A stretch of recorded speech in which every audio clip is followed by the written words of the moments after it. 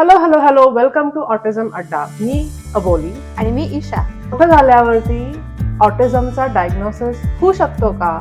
तुम्हाला काय वाटतं?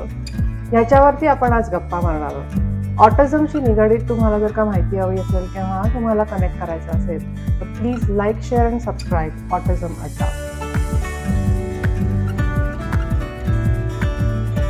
Welcome back to autism Adda. मी अबोली, एका ऑटिस्टिक पिल्लूची आई आहे. आणि मी ईशा. मी स्वतः ऑटिस्टिक आहे आणि मी ऑटिस्टिक ॲडव्होकेसीचं कामही करते. चला मग सुरू करूया आजचा episode, late diagnosis of autism.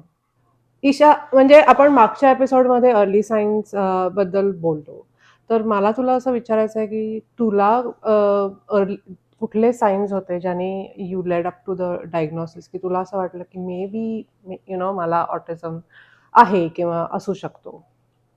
Right. तो मला लहानपणी अशा साईन मला आठवत नाहीत. आणि म्हणजे आय न्यू की ऑटिझम काय असतं, पण I knew a very stereotypical presentation आणि मुलांमध्ये जास्ती होतं वगैरे.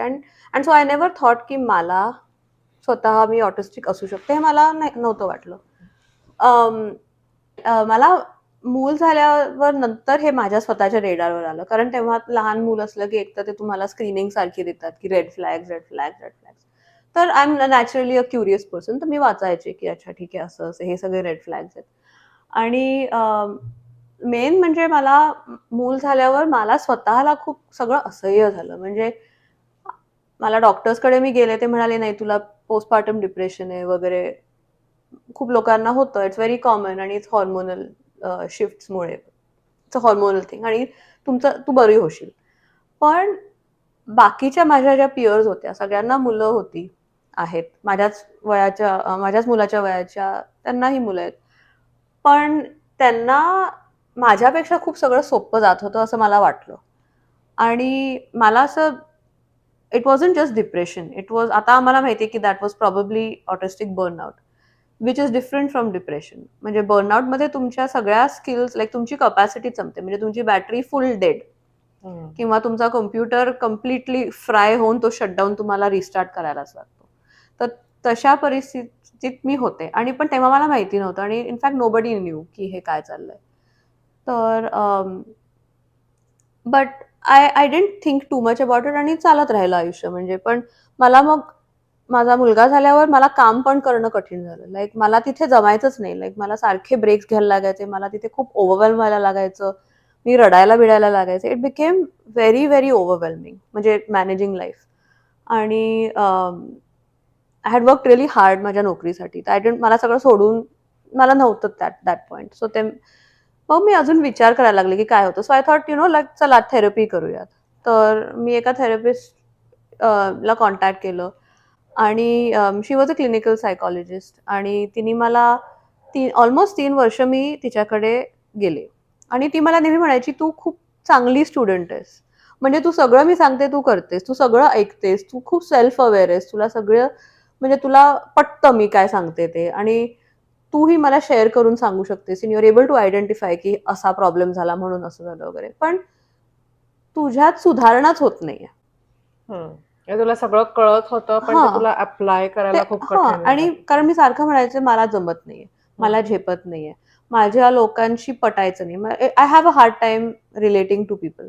म्हणजे मी असं सरफेसवर बोलू शकते, पण मला असं टू ट्रस्ट पीपल किंवा टू अंडरस्टँड समबडीज इंटेन्शन, किंवा ती व्यक्ती माझ्या वेव्हलेंथवर नसली तर मला ते नाही जमत अजिबात.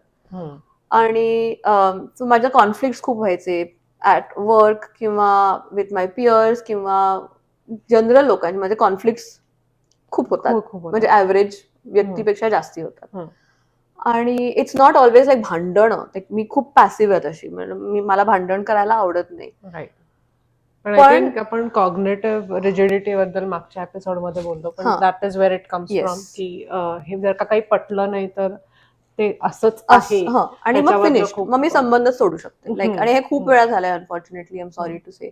पण तर ती म्हणाली की I think it's time for a different approach. तिने मला स्ट्रेट नाही सांगितलं काय, कारण तिला माहितीये मी कशी आहे. तर तिने मला हळूच सांगितलं की maybe you have some kind of neurodiversity. हा कॉन्सेप्ट मला अगदीच नवीन होता. न्यूरो डायव्हर्सिटी आणि म्हणजे काय आपल्याला माहितीच नाही, नसतं, अवेअरनेस नाही. एवढा नसतोच. म्हणजे अजिबात नाही. त्या बाबतीत कधी आपल्या सर्कल्समध्ये किंवा शाळेतनं किंवा ह्याच्यामधनं हो. कधी माहिती दिलेली नसते. आणि हे खरंच म्हणजे वन ऑफ द रिझन्स आम्ही हे व्हिडिओज बनवतोय की या नॉलेज इज पॉवर, राईट? बरोबर. माहिती किंवा it is really a struggle if you are an autistic person. Neurotypical जगात आपण राहतोय, सगळं खूप कठीण असतं. आणि this is not a victim mentality की अरे माझ्यासाठी सगळं किती कठीण आहे, असं अजिबात माझं म्हणणं नाही. It's just a fact. Is the reality of it's a harsh reality. Reality of या आपण कुठल्या जगात जगतोय. या आणि आपल्याला सपोर्टची गरज आहे, बाकी काही हम्म. नाही. सपोर्ट आणि अंडरस्टँडिंग ह्या 2 मेन गोष्टी अजिबात मिळत नाहीत unfortunately. And I think at least for the adult autism community it is more of अंडरस्टँडिंगची गरज आहे आणि अकॉमोडेशन्सची, की we are not being difficult on purpose किंवा इंटेन्शनली उगाच भांडण काढायचं म्हणून नाही, काढत नाही नाही. किंवा की करायचंच नाहीये आळशीपणा म्हणून हो, करत नाही. असं अजिबात नाही. तर त्या ऑटिस्टिक इनर्शिया हा पण एक खूप महत्वाचा मुद्दा तू आत्ता काढलास, की कधी कधी गोष्टी करताच येत नाहीत. कारण ऑटिझममध्ये त्याज another element of executive dysfunction. तर त्याच्यावर आपण नंतर बोलूयात. आम्ही एक नवीन अजून एक एपिसोड आहे त्याच्याबद्दल. पण मला तेव्हा असं मग मी स्वतःच माहिती काढायला लागले. आणि that time I use to work as a scientist. आणि माझी PhD झाली होती, मी पोस्टडॉक झालं होतं. आणि आय वॉज व्हेरी लाईक मला ते रिसर्च करण्याची खाज आहे अजून, म्हणजे नेहमीच असणार आहे. दॅट इज माझा स्वभावच तसा आहे. Special interest. तर ऑटिझम बिकेम माय स्पेशल इंटरेस्ट. आणि if you know what a special interest is, it's when an autistic person completely is consumed त्या विषयात. ऑब्सेशन होऊ शकतं. हां, म्हणजे बॉर्डरलाईन ऑब्सेशन आणि असतं ते. मायन्यूट डिटेल्स मध्ये हो. जाऊन सांगू शकतात. हो. ही म्हणजे एकतर मेमरी तुमची आय थिंक स्ट्रॉंग असते आणि ते पॅशन किंवा ऑब्सेशन, पॅशन म्हणण्यापेक्षा ऑब्सेशनच होतं. होतं. त्याच्यावरती की मग त्याच्याबद्दल सगळी सगळी मला माहिती. माहिती पाहिजे. मला का, कसं, केव्हा सगळं मला हवंय त्याच्याबद्दल माहिती. तर मी पुस्तकं वाचायला लागले written by other autistic adults, especially बायका. कारण वी टॉक लास्ट टाइम की मुलं आणि मुलांच्यात तसंच पुरुष आणि बायकांच्यात सिम्पटम्स खूपच वेगळे, प्रेझेंटेशन खूप वेगळं असतं. तर तसं मी वाचायला लागले. मी एक 3 महिन्यात मी आय थिंक 6-7 पुस्तकं वाचली. Papers, I had access to research articles आणि मला ते कळतं, ती भाषा कळते. सो मी ते खूप असंख्य, म्हणजे आय कांट इव्हन काउंट किती वाचले. लोकांशी बोलले, तेव्हा आपण पण बोलायला लागलो. कारण तेव्हा तुझ्या पिल्लूचं मला माहिती होतं. And we started talking about autism. आणि तुझ्याकडनं मला ऍक्च्युली खूप माहिती मिळाली. म्हणजे तुला कळत गेलं म्हणजे द रियालिटी काय, म्हणजे ऑटिझम म्हणजे मी अशी वागते तर ते ऍक्च्युली त्याचं रूट काय, हे आपण खूप बोलायला लागलो होतो त्या दिवशी, त्यावेळेस. राईट. पण ऍट द सेम टाइम तेव्हा मला पहिल्यांदा असं वाटलं की म्हणजे येस. आणि जेव्हा मी when I started reading these things, everything clicked. म्हणजे it was like oh my God, this is it. Yes, exactly. तो सगळं पझल म्हणजे होतं, पण मला ते फुल्ली कळत नव्हतं. आणि हा एक तो शेवटचा जिक्सॉचा तो पीस इथे लागला. आणि आय वॉज लाईक, तेव्हा मला माहिती होतं. म्हणजे it was not even a question की मी ऑटिस्टिक आहे का नाही. It was like yes, 100%. कारण इट एक्सप्लेन्ड एव्हरीथिंग. मला लहानपणी पण ज्या स्ट्रगल्स व्हायच्या किंवा आणि मग तुम्ही मागच्या आयुष्यात असं बघायला लागता. मला आय थिंक कंटिन्युएशन मध्ये तोच एक प्रश्न विचारायचा आहे की म्हणजे ऑटिझम हा ब्रेन इंजुरी किंवा एपिलेप्टिक ह्याच्यामुळे किंवा ऍक्सिडेंटमुळे सुद्धा कधी कधी होऊ शकतो. पण आणि त्या केसेस वेगळ्या आहेत. पण autism as a autistic child हे एक न्यूरो डेव्हलपमेंट आपण बोललोय मागच्याही एपिसोड्स मध्ये, तर ते लहानपणापासून सिम्पटम्स आहेत हे तुला मग जाणवलं असेल की मे बी आपण आईशी बोलू किंवा आपल्या बाबांशी बोलू, तर त्याबद्दल काय सांगशील तू? तर पहिली गोष्ट म्हणजे आईबाबांना असं त्यांना काही वेगळं नव्हतं वाटलं माझ्याबद्दल. म्हणजे तू जरा वेगळी होतीस हे सगळ्यांना माहिती होतं. म्हणजे मी लहानपणी की बोलायचे नाही किंवा म्हणजे मी बोलायला खूप लवकर शिकले, पण मी लोकांशी नाही बोलायचे किंवा मी अशी खदखदून कधी हसले नाहीये. आपण मागच्या वेळेस बोललो होतो की दॅट्स अन अर्ली साईन की हसणं but I use to smile असं म्हणजे असं म्हणजे इतपतच. मला फोर्स्ड स्माईल. अजून एक त्याच्यावरनं सांगते, मला अजूनही आता मी हसते खूप या व्हिडिओज मध्ये किंवा इव्हन इन जनरल, पण द ट्रूथ इज मला ते ऍक्टिव्हली विचार करून आता तू हस, हे म्हणजे हसणं असं ते माझ्या डोक्यात तो एक प्रोसेस असतो. मला जर तुम्ही नुसतं हस, if you are asking me are you smiling, this is how I feel. Okay. So तुला ते ऑब्झर्व करून कळलेलं आहे की हे आता हे आता कळलं का? हे म्हणजे आय एम ऍक्च्युअली स्माइलिंग, पण in my mind if I am doing this your I am smiling. Smiling. Okay. तर ते जरा मला रिॲक्शन माझ्या सगळ्या एक्झॅजरेट करायला लागतात आणि ते बघून बघून शिकतो. एनिवे, पण तो विषय वेगळा आहे. पण लहानपणी लहानपणापासूनच हो, थोड्या थोड्या साईन्स तुझ्या होत्या म्हणजे बऱ्याच होत्या ऍक्च्युली. आता नंतर म्हणजे मला स्पिनिंग गोष्टी खूप आवडतात, अशा गोल गोल फिरणाऱ्या. तर मी खूप तासन तास बघायचे अशा पंख्याकडे वगैरे. किंवा मला स्वतःला स्पिन करायला खूप आवडत. मी खूप फुगड्या. फुगडी किंवा असं गोल गोल मुली फिरतात ना, आणि आपण असा फ्रॉक घातला की ते बघत बघत किती गोड. फिरायचे. त्यानंतर अजून एक माझा stim which has been there since birth I think, की मी पाय असा खूप हे करते, घासते. ओके. मी लहानपणी टो वॉकिंग करायची. आणि किंवा मी शक्यतो फरशीवर चालायचे नाही. मला अजूनही मोजांशिवाय मला नाही जमत किंवा चपलांशिवाय. मला फरशीवर पाय द्यायला नाही आवडत. किंवा मला खूप टेक्स्चर्सचे इश्यूज होते. मग लहानपणी मी फक्त वरण भात खाल्लाय आय थिंक 8-9 वर्षापर्यंत. त्यानंतर फक्त वरण भात आणि चिकन नगेट्स. आणि मग माझं सगळं म्हणजे जास्ती खाणं वगैरे एक्सप्लोर झालं. म्हणजे तरी मी घरात खायची, पण it was a very specific, म्हणजे त्याच्यात एक क्वालिटी होती, व्हेरी स्पेसिफिक प्रेफरन्सेस. किंवा मला आवाजांची मला लाईक खूप भीती वाटायची, किंवा म्हणजे सेन्सरी सेन्सिटिव्हिटीज खूप जास्ती होत्या, and those have persist till today. Okay.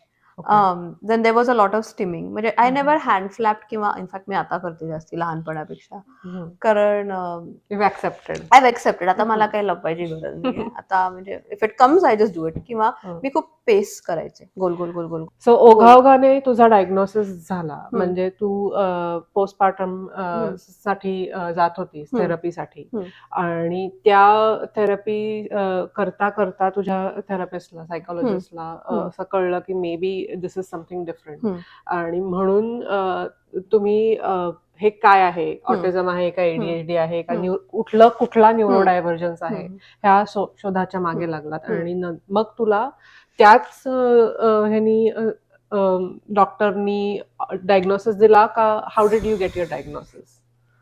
So तो खूप लांब प्रोसेस होता. तर कारण she was not qualified to assess. Okay.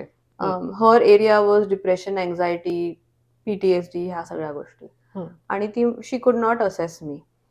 तर तिने मला पण ही एवढी माहिती दिली की how do I find a therapist, and that is a very important thing to know. कारण आधी तिने मला सायकायट्रिस्टकडे पाठवलं. तर माझा सायकायट्रिस्ट तर म्हणाला काहीच असं काही नसतं वगैरे. म्हणजे he was very old school, even though he was a very young psychiatrist. त्यामुळे the thing is psychiatrist have not been trained, at least here, I don't know भारतात कसं आहे, पण बरेच psychiatrist are not fully aware of. आता the latest DSM-5 मध्ये अजून एक DSM-5 TR आलाय, तर त्याच्यात how do you identify autism वगैरे, इट्स मोर ऑफ अ, म्हणजे at least in the US psychologist टेंड to diagnose it rather than psychiatrist.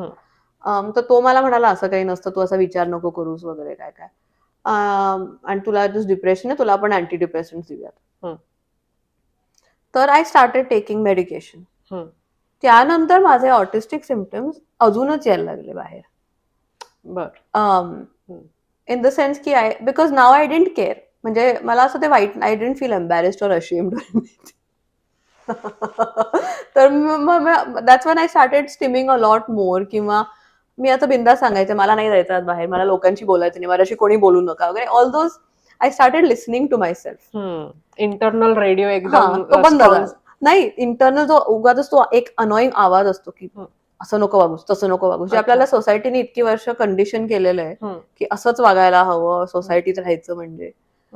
तर तो आवाज बंद झाला ना. आता माझा आतला जो आपला स्वतःचा जो आवाज, इंटरनल जो रेडिओ आहे की हे असं केलं तर तुला खूप बरं वाटणार आहे. येस, मग स्वतःकडे माझं लक्ष जास्ती व्हायला लागलं, म्हणजे यायला लागलं in a good way. In a good way, not a selfish way, नाही, इन अ सेल्फ प्रिझर्वेटिव्ह, की म्हणजे गरज, हे खूप गरजेचं होतं. कारण मी तुम्हाला आधी मागच्या एपिसोडमध्ये आपण बोललो मास्किंग वगैरे, तर मी प्रचंड मास्क करायचे. म्हणजे मी कोण आहे ह्या मास्क खाली मला तेव्हा ऍट दॅट पॉइंट माहितीच नव्हतं.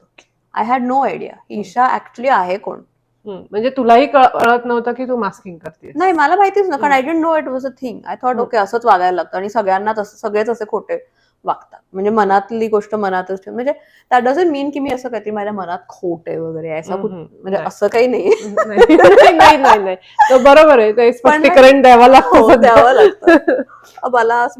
आणि इट्स नॉट की मी खोटं बोलते वगैरे, असं काहीच नाही. इनफॅक्ट मला खोटं बोलतात, लाईक इट्स व्हेरी हार्ड. लोकांना खोटं बोलता खूप खूप शिकावं, म्हणजे बोलता येतच नाही. आणि जरी आलं तरी ते आतमध्ये इतकं त्रासदायक असतं ते की नाही जमत आहे. Like and so I was masking at every sphere. मला फक्त द ओनली पीपल त्यांच्यासमोर मी मास्क करायचे नाही वॉज माय नवरा अँड माय मुलगा.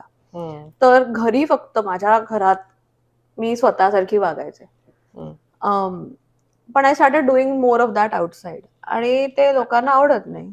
पण तुला कसं वाटलं पण त्याच्यावर? पहिलं 1 वर्ष ऑनेस्टली डायग्नोसिस नंतर, माझा अजून डायग्नोसिसही झाला नव्हता, सो त्यानंतर मी सांगते and then will come to. म्हणजे डायग्नोसिस मग सायकियाट्रिस्ट थ्रू झाला कसा? नाही, सायकॅट्रिस्टनी माझा केलाच नाही शेवटपर्यंत. तो मला म्हणाला की नाही, तुला डिप्रेशन आहे, तुझं आपण अजून औषध वाढूयात. अँड आय वॉज लाईक मला नकोय अजून, आय एम हॅपी. कारण द मेन थिंग इज की मी थोडे दिवस लिव्ह वर होते फ्रॉम वर्क, आणि तेव्हा so before I went to the psychiatrist what happened is I reached extreme burnout. बापरे. तर मी पलंगाच्या, मी उठायचेच नाही. म्हणजे मी दिवसातनं आय थिंक 16 तास वगैरे झोपायचे. इतका तो एक्स्ट्रीम बर्नआउट झाला होता. आणि हे मी खायचे नाही, मी केळ्यावर जगले बरेच दिवस. आणि like I couldn't talk, I couldn't do anything. आणि दिस वॉज नॉट जस्ट डिप्रेशन, कारण आय वॉजंट सॅड. मला दुःख अजिबात नव्हतं. मला गोष्टींमधला फिजिकल काही करायची इच्छाच होत नव्हती किंवा करताच येत नव्हतं. म्हणजे इच्छा होती, दॅट्स अ डिफरन्स, राईट? की when you are depressed you don't, म्हणजे तुमचा इंटरेस्ट जातो सगळ्याच्यातला. पण ती इच्छा प्रबळ होती, पण शरीराने काही जमतच नव्हतं. Like I was, it was such a fatigue, म्हणजे मी डिस्क्राईबच करू नाही शकत, ते इतकं एक्स्ट्रीम फटीग होतं. तर तेव्हा मग सगळे ऍक्च्युली जरा कन्सर्न झाले doctors. Then they took me seriously, कारण तोपर्यंत because I am such an expert masker even right now. This is masking, this is not how I am. पण दे यु नो, मग डॉक्टर्स वर concern की अरे बाबा हिला काय झालं, यु नो. तर आय स्टॉप, म्हणजे काम तर गेलीच लांबची गोष्ट आहे, पण म्हणजे मला ज्या बेसिक गोष्टी, मी आई आहे, मी बायको आहे, मी एम्प्लॉई आहे, मी you know I have responsibilities, but I was just unable to do anything. तेव्हा मग त्यांनी मला psychiatrist, but so and of course I will say की the medication helped a lot. कारण in then being on leave it allowed me to kind of find that balance again, की ठीक आहे, okay. मग हळूहळू मी परत गोष्टी करायला लागले. पण तेव्हा मला लक्षात आलं की you know what, I need some different help. हे सारखं सारखं, कारण there was no trigger, there was nothing. It was just माझं काम खूप जास्ती होतं, आणि आम्ही जस्ट नवीन म्हणजे घरात शिफ्ट झालो होतो. I had a puppy. If any of you had a puppy, you will know what I'm talking about. दुसरं बाळ, म्हणजे यू हॅड 2 kids. हो, I had 2 kids, I had a baby. आणि अजून म्हणजे आम्ही नवीन घरात शिफ्ट झालो, त्यानंतर आय वॉज जस्ट गॉन. म्हणजे आय वॉज लाईक मला नाही होते का, हे आता मला कळतं, कारण सगळं चेंज झालं. Major baseline change. माझी जागाच नव्हती. लाईक माझ्या जुन्या घरात मी ह्याच काउचवर बसायचे, ते एका ठिकाणी होतं, ते सगळं माझं ठरलेलं होतं. आता मला लाईक इट वॉज लाईक माशाला तुम्ही पाण्याबाहेर कसं काढलं की तसं तडफडतो, तसं मला झालं. Like it was very. आणि माझा नवरा युज्ड टू बी लाईक, ठीक आहे ना, आपण जस्ट मूव्ह झालोय, होईल आपलं घर settle. And I was like नाही, मला हे नाही होत. म्हणजे मला परत घरी जायचं, सारखं मला घरी जायचं. आणि लाईक हेच तुझं घर आहे आता ईशा. पण it became very I can relate to it as a mother, कारण की आम्ही आत्ता सध्या एक काही महिन्यांपूर्वी आम्ही शिफ्ट झालो. तेव्हा मला असं होतं की आता चला माझ्या मुलगाला म्हणजे चांगल्या शाळेसाठी म्हणून आम्ही शिफ्ट झालो आणि चला आता चांगल्या शाळेत घालूयात असं असं म्हणून शिफ्ट झालो आणि त्या सगळ्या शिफ्टमुळे त्याचा he went into regression आणि ते आता आम्ही एक गेले कित्येक तरी महिने त्याच्यावरतीच काम करतोय की शाळा जाऊ दे बाजूला. पण हे तुझ्याकडनं मला म्हणजे आत्ता कळू शकतं की एवढा एकदम जर का माहिती असेल तुम्ही ऑटिस्टिक असाल किंवा हे असं होऊ शकतं हे जर का माहिती असेल तर मी आता एवढे धडाधड चेंजेस त्याच्यामध्ये करत नाही. हो, किंवा शक्यतो आता मला आता कधी कधी यू हॅव टू मूव्ह, पण मग how do you make that easy for you, की म्हणजे आता मी if I had to do this again तर मी काय केलं असतं की आधी म्हणजे थोडा अजून वेळ घेतला असता शिफ्ट व्हाय, हळूहळू केलं असतं शिफ्ट. बरोबर. म्हणजे धाडकन एक आज तुम्ही ह्या घरात राहताय उद्या तुम्ही दुसऱ्या घरात राहताय ते मी नसतं केलं. म्हणजे हळूहळू सगळं आपलं लावणं आरामात सगळं व्यवस्थित करणं. आय थिंक तो वेळ घेणं would have been easier to process. किंवा again I don't know, कारण change is hard for autistic people. It's very hard. It is very the most म्हणजे अजूनही तुला त्याचं खूप जास्त त्रास होतो. हो हो. ओके. आणि आय डोंट थिंक ते कधी जाईल. That's just a core functionality. I mean the way it is. So म्हणजे सायकियाट्रिस्टनी नाही मग तुला वेगळीकडे कुठे जावं लागलं का? हो, तर डायग्नोसिससाठी माझं एक तर आय रीच बॅक माझी आधी जी सायकॉलॉजिस्ट होती मला असं असा संशय आहे की I am on the autism spectrum, आणि तर ती म्हणाली ओके मग मी तुला डायग्नोज नाही करू शकत पण मी तुला अशा 2-3 वेबसाईट्स तिने मला सांगितल्या आणि she told me to look for neurodiversity affirming psychologist किंवा थेरपी. आणि हे सगळं मला नवीन होतं तेव्हा. सो आय वॉज लाईक म्हणजे काय, तर तिने सांगितलं की तू you can talk more about. कारण काय अडल्ट्समध्ये म्हणजे जेव्हा ह्या स्टेजला आपण पोचतो आणि असं म्हणतो की मे बी मला ऑटिझम आहे तर तेव्हा खूप खूप क्लिनिशियन्स किंवा खूप पीडियाट्रिशियन किंवा खूप डॉक्टर्स खूप सबमिसिव्ह असतात. म्हणजे इट्स लाईक की नाही म्हणजे हे असूच शकत नाही, असं काही नसतं. मला तर एक डॉक्टर असा माझ्यावर लाईक काय म्हणजे काहीही काय असं झालं. किंवा घरी पण मी कोणाला म्हणजे आई बाबांना वगैरे सांगितलं तर त्यांना तर विश्वासच बसेना, कारण तू तू ऑटिस्टिक असू कशी शकतेस जेव्हा तुला तुझा नवरा आहे, तू स्वतःच म्हणजे लग्न बिग्न ठरवलंस, तू सगळं केलंस, तू पीएचडी केलीस, तू इतकी नोकरी करतेस, प्रमोशन्स तुला मिळतात, तुला मूल आहे. समाजाच्या point of view you are a successful I am a functional career oriented career woman. पण which is true, which is very true. I mean, she has a postdoc आणि that is amazing. आणि म्हणजे मलाही तू असं आत्ता जर का सांगितलं असेल तर आय कॅन मलाही असं वाटेल की ओ वाव आपल्या कम्युनिटीमधली एक जरी story success is a success story in from the perspective of a parent. पण ते डायग्नोसिस मिळवायला किंवा डायग्नोसिस घ्यायला किंवा कोणी देईल ह्याची खूप काय म्हणायचं अडल्ट्सला जास्त त्रास होतो, कारण काय तेवढा पर्स्पेक्टिव्ह आणि तेवढा अवेअरनेस अजूनही नाहीये आणि त्याला स्पेशलाइज्डच लोक लागतात. कारण काय ॲज आय सेड की हे लहानपणीपासून आहे की नाही, ह्याची हिस्ट्री आहे की नाही, पिअर रिव्ह्यूज होणं आणि हे सगळं होणं ह्याला खूप वेळ लागतो आणि ते train professional either you go in to काय म्हणायचं डायग्नॉस्टिक सेंटर्स युनिव्हर्सिटीमध्ये that is the best place to go get diagnosed as an adult, किंवा मग स्पेशलाइज सायकोलॉजिस्ट तुला रेफरन्स जसे मिळाले. सो आय फाउंड तर मला स्वतःच खूप शोधायला लागले. मी बऱ्याच थेरपिस्टला कॉन्टॅक्ट केलं तर ते म्हणाले की खूप लोक मला म्हणाले की ठीक आहे तू जरी असलीस तरी आता तुला काय फायदा डायग्नोसिस घेऊन, कारण इन द US जर तुम्हाला इन्शुरन्सनी थेरपीज कव्हर करायला हव्या असतील that's only till your 18 years old. त्यानंतर तुम्ही सगळं म्हणजे you're on your own basically. Even if you need support you still have to pay for it. तर ते म्हणाले तुला आता काय सपोर्ट मिळणार आहे, आणि even if you get support it's out of pocket, you have to pay. तर मग तसाच कर ना, म्हणजे तुला डायग्नोसिस वगैरे सगळा प्रोसेस. पण आय वॉज लाईक मला स्वतःसाठी ते हवंय. मला एक स्टॅम्प हवाय की मला आय वॉन्ट अन अंडरस्टँडिंग. म्हणजे मी कधी like I don't want anybody sympathy, और आय डोंट वॉन्ट एनीबडी की अरे बिचारी, किंवा माझ्या म्हणजे मला कॉडल करायला कोणी नकोय. That's not what I want this for. I want this for me to know how to take care. स्वतःची काळजी मी कशी घ्यावी ह्याच्यासाठी मला तो डायग्नोसिस हवाय. मला माझ्या फॅमिलीला, म्हणजे आता सगळ्यांना कळत, माझ्या नवऱ्याला फॉर एक्झाम्पल कळतं की अच्छा ठीक आहे, ती ओव्हरवेल्म झालीये, तिला शांतपणे तिच्या खोलीत जरा अंधारात 10 मिनिटं बसू देत, ती नीट येईल बाहेर 10 मिनिटांनी.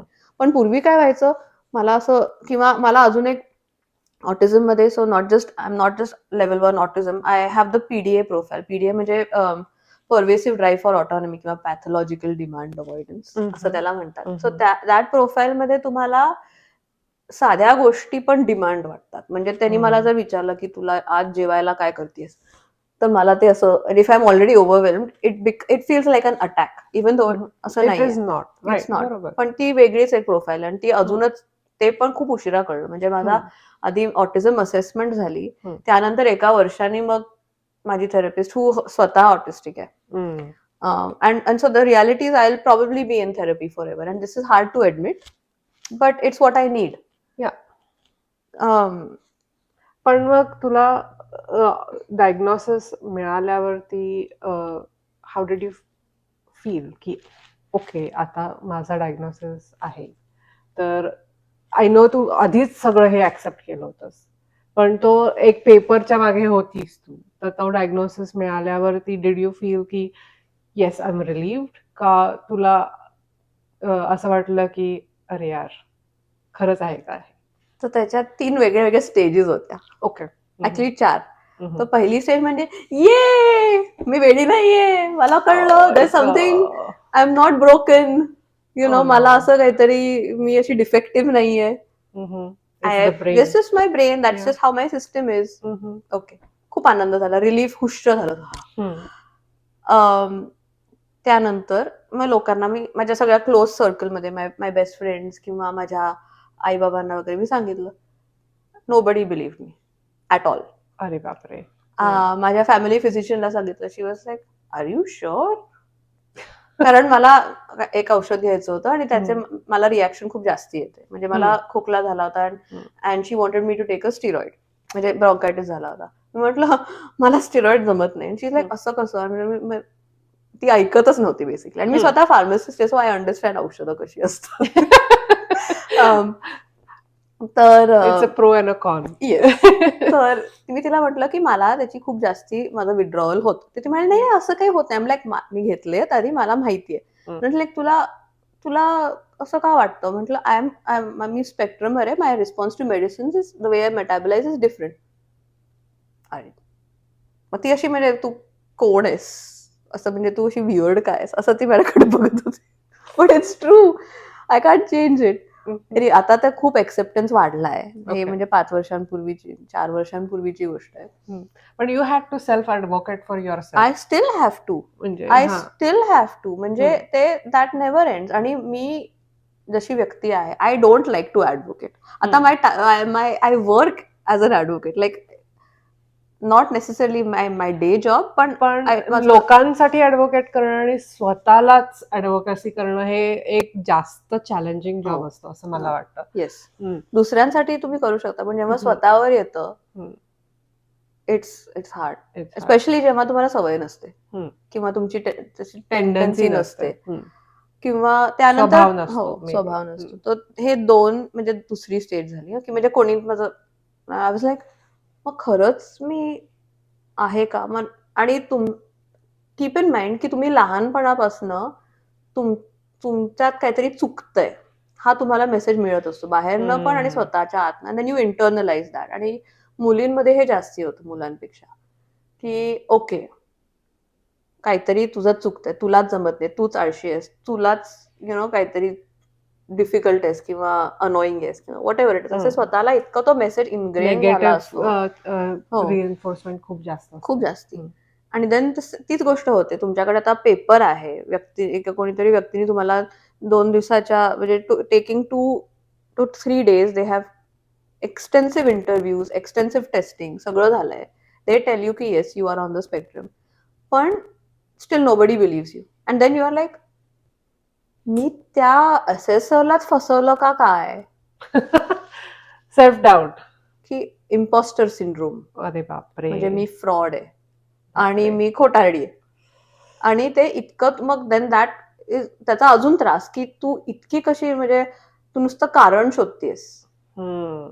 Not to be autistic, not to be whatever normal. की तुला आळशी आहेस म्हणून आता तुला कारण मिळालं फक्त आळशीपणासाठी.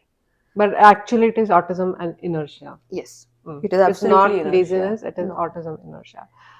So basically तुला ही तुझी सेल्फ डिस्कव्हरी जर्नी होती आणि लेट डायग्नोसिस मिळवून आय थिंक फायदे असे म्हणजे आता आपण मला असं वाटतं की you can accept your self far more better. तुझा confidence level as a person खूप मे बी फरक पडला असेल. आणि you can achieve more knowing what your limitations are. And that is such an important point. कारण accepting की मला काही काही लिमिटेशन आहेत. म्हणजे मला ऑफिसमध्ये काम करता येत नाही. सो जेव्हा माझा मुलगा झाला तेव्हा I had to work in an office full time with commute and all that, which is fine. I use to enjoy my commute. But the point is की तिथे तो उजेड असतो, आवाज असतात. माझं लंच रूम जवळ माझा डेस्क होता, तिथे सगळे बोलायचे. माझा बॉस कधीही यायचा माझ्या क्युबिकलमध्ये आणि खूप लोक बोलायचे ते, आणि आवाज आणि वास.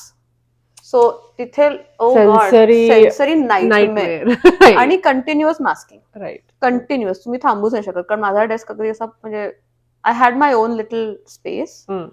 नशीब if I had to share it त्यांना झालंच असतं. पण जेव्हा तुम्ही तेव्हा मला नोकरी जमायची, पण मी घरी येऊन झोपायचे. Like I use to just eat dinner आणि झोपायचे मी. पण आता मी आई होते, दुसऱ्या एका बाळाची जबाबदारी माझ्यावर होती आणि त्याच्यात एक पिल्लू पण आणि त्याच्यात अजून एक बुबू. पण तो बुबू माझा छान आहे. तो माझा असा सपोर्ट डॉग आहे. पण त्याला कळतं, त्याला लगेच. आणि इनफॅक्ट फनी म्हणजे माझ्या कुत्र्याला इमिडिएटली कळायचं, इवन बिफोर आय न्यू की I am going to melt down. तर त्याला, आणि हे मेल्टडाऊनच होते. म्हणजे मला वाटायचं की मी खूप म्हणजे किती रडते किंवा किती चिडचिड करते किंवा वॉट एव्हर, पण they are actually meltdowns. I still have meltdowns even as an adult. कितीही तुम्ही अकॉमोडेट केलं, काहीही केलं तरी ते that's a part of autism, you know. Unless I live, मला जसं जगायचंय की एका कुठल्या तरी असा रिमोट आयलंडवर जाऊन एकटी राहा शांतपणे आपल्या झोपडीत.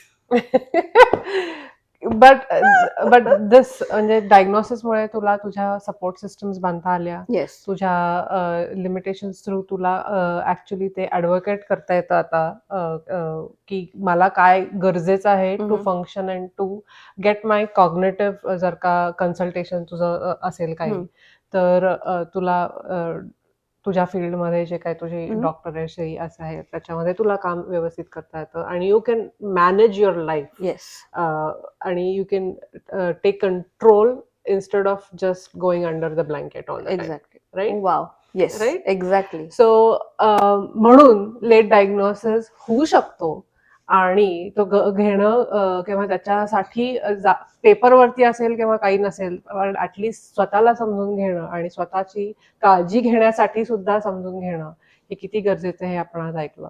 सो असेच एपिसोड्स आणि अशाच जर का माहिती हवी असतील किंवा कुठले अजून तुम्हाला टॉपिक्स हवे असतील किंवा काही प्रश्न असतील तर ते आम्हाला कमेंट्समध्ये सांगा आणि ऐकत राहा ऑटिझम अड्डा. Till then